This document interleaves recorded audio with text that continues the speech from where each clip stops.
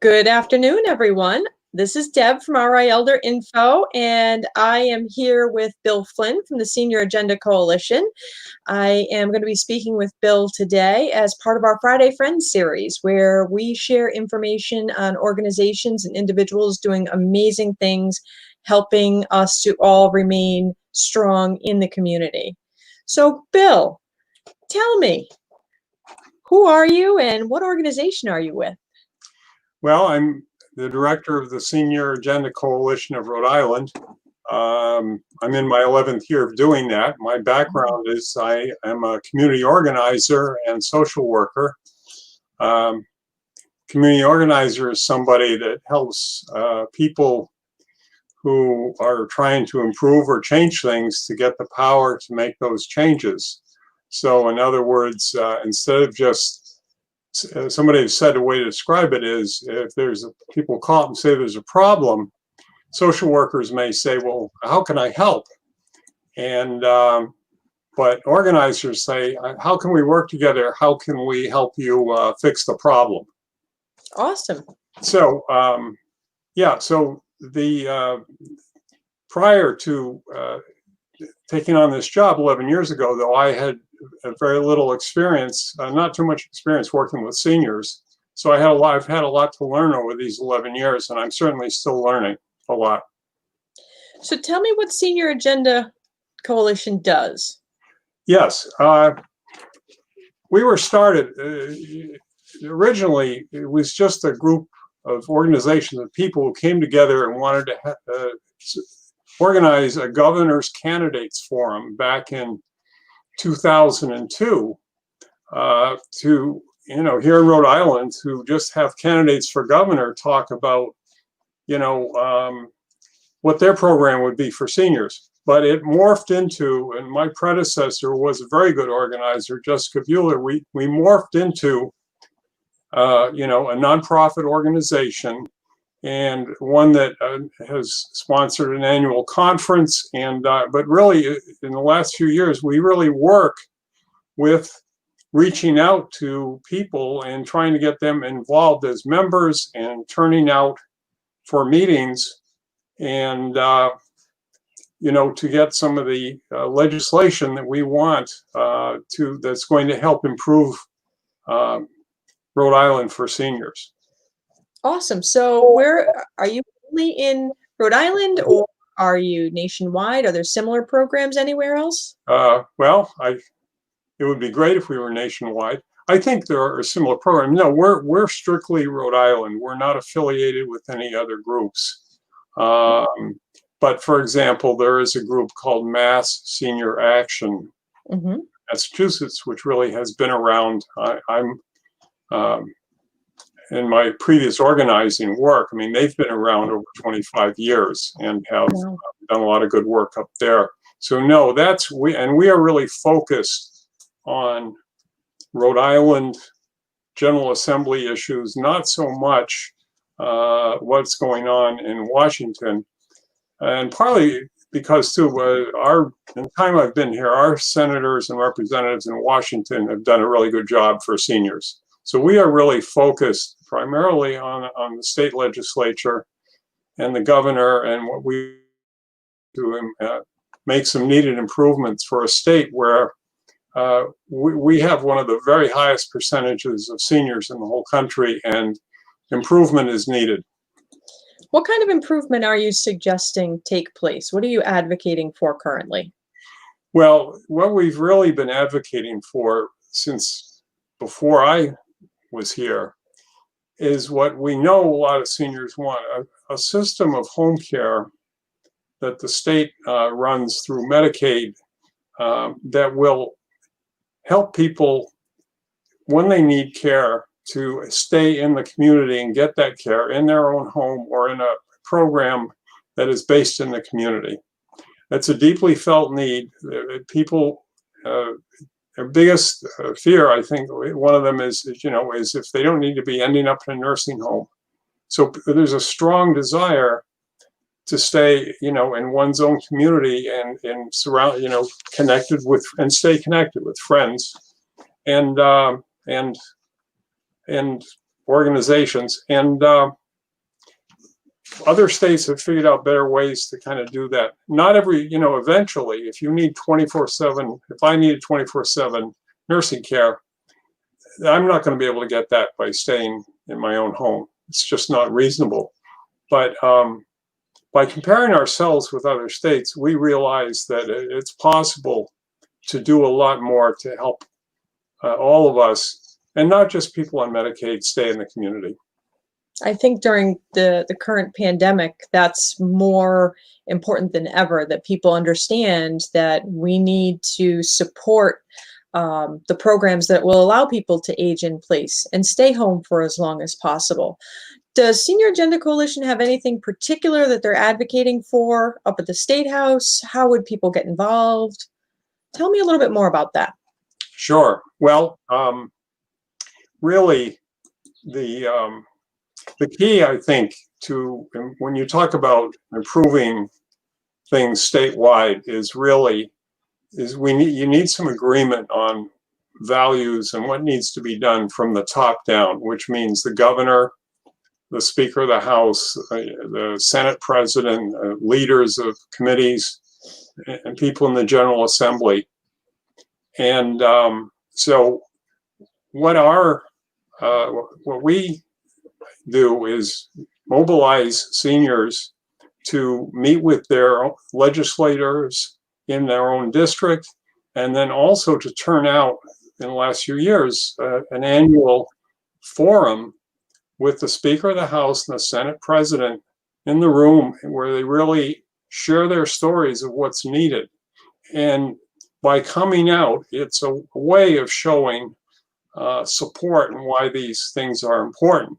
Now, one of the things that couple things we've worked on in the last year, one of which people will be hearing a lot more, it's something called the independent provider, which will be another way for people to get help in their own home if they are qualified for Medicaid. Depending if they just need help with activities of daily living, if they're medically stable, it's a system, as we get it set up, that they could hire a friend or neighbor who's qualified and vetted to help provide that care and be paid for doing that. I would say a second priority has been trying to expand a program which used to be called the copay program. Now it's held home cost share, because Medicare doesn't pay for home care except if you're rehabilitating. I think that's one of the things. Can you say that again? Because I think a lot of people don't realize that Medicare does not cover long-term care. So if you could just explain touch on that a little bit more, that would be great. Yes.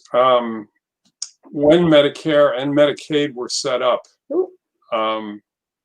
long-term care in Medicaid was not put in as a right in Medicare. And Medicaid is a health care program, federal and state funded together, but it's really for poor people, very low-income people, and only at 100% of poverty. And so Medicaid, if people need care, it will pay for that, either in the community, at home, or in a community place, or in a nursing home or assisted living. But they must be very low income. So roughly, and currently now, it's for an individual, an income below $12,700 a year, and for a couple, it would be about $17,500, which is pretty low to live on. But a number of years ago, the state funded a program called Cost Share, where for people who need some help with care in the community, but are above income for Medicaid. And so and that program, people could have an income twice as high as the Medicaid limit. So for an individual, about $25,000 a year, and for a couple, around $34,000 a year. And it provides just basic help with like a personal care aide, or they used to call it a homemaker, basic services, but not somebody who's on dialysis or, needs extensive medical care.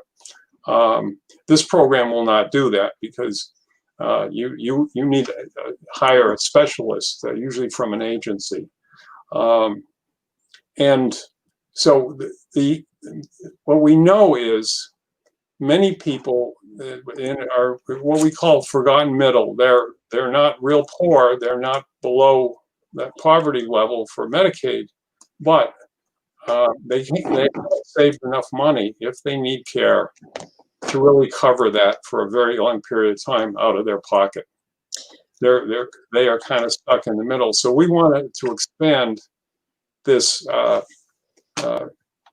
copay program from 200 to 250% of poverty, so more people would be able to get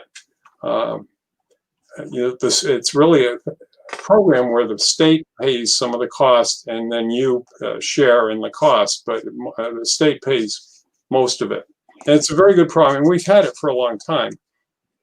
It's in the state's interest to do that, because if people are just paying out of their own pocket, they're in that middle, and they run out of money, then they become poor, and then they'll be on Medicaid, and then all of that is the state and the federal government paying, and the state pays half, the federal government pays half.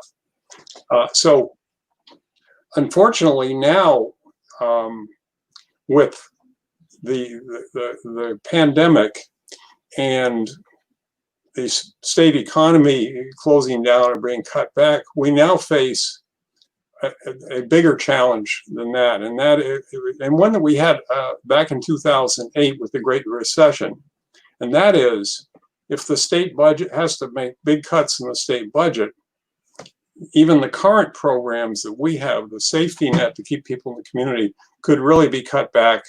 And like in 2008, one of the important programs keeps people in the community is Meals on Wheels. And Meals on Wheels ended up with a waiting list of people when those cuts were made. So what we're really trying to get across is, we've just seen from the pandemic, it's really can be a matter of life or death if people, have to go to a nursing home who don't need to be there. We got to keep them in the community, and we got to. I think if we have to cut the budget, it just can't be willy-nilly. Well, we're going to cut everything across the board, because there are more and more seniors for whom this is really critical. That if possible, we can stay in the community. And seniors understand this. We organize by listening to people's stories a lot. We meet with a small group of people, and we say, just tell us about aging in the community, what's working, what isn't. And they understand that, and now they really understand there can be risks being in a nursing home, or especially a place where you may be sharing a room with someone else. You may be sharing a bathroom. We're not against nursing homes. I mean, because they're very much needed, and the people who work there need to get paid well. But it's, ideally, if we had fewer people having to go to nursing homes, they might even be a different way of organizing, so that you'd have more people having their own rooms. But meanwhile, with this budget crisis, and it just depends on how bad it will be on what the federal government is going to do, if there's going to be another round of funding to the states. So that's what we're really keeping our eye on now. That becomes problem issue number one, is not, if there are cuts made, that there's consideration given to the impact on seniors, and that minimize as much as we can the cuts in badly needed programs like Meals on Wheels or these home care programs. So, Bill, Senior Agenda Coalition, is it a nonprofit? Yeah, we're a nonprofit organization. We're independent, meaning that we're not affiliated with any other group. Yeah, and we're funded by foundation grants. We raise money through fundraisers, and we have members. So if people wanted to donate, how could they donate to you? Well, they can go to our website. Thank you for asking. Yeah, always want to know that. Yeah, go to our website, www.senioragenda.ri. That's AGENDARI at yahoo.com. And you just, there's a donate button. You can't miss it. It's right there when you get there. And there's also a lot of information on there about resources and a number of articles and things that we have written. And they can donate that way with a credit card. Awesome. Or, they can mail it to us. We're at Senior Agenda, RI 70 Bath Street, Providence 02908. Awesome. And so just as a final follow-up, what action would you like people to take? Should they contact the governor, the Speaker of the House, the President of the Senate? What action would you like them to take to help support our fellow Rhode Islanders age independently at home? Yeah, and I think even to support their own future. I think the thing about this is our odds are, if we are going to need help at some point in time, 50-50. I would send an email to the governor at governor@governor.ri.org, or call her up at 222-2080. She crafts the budget, then the General Assembly, has the final say. Okay. That would help a lot, just reminding her about, don't forget about our needs. Absolutely. Bill, I really appreciate you taking the time to speak with me today and for being my first interview live streamed. I know we had a little technical glitches there in the beginning, but this has been great. And I really, really encourage people to support the Senior Agenda Coalition. What you guys are doing is really important, not just for our seniors, but for all of us, so that we can all successfully age at home. I really appreciate it. Of course, we'll be doing Friday Friends on a regular basis, and I encourage everybody to like, comment, share, follow, all those fun social media terms for the RI Elder Info Facebook page. I look forward to seeing you all again next week, and I thank you very much. This has been awesome, Bill. Thank you. Thank you for the work that you do, Deb. It's very important. Thank you. Bye-bye, all.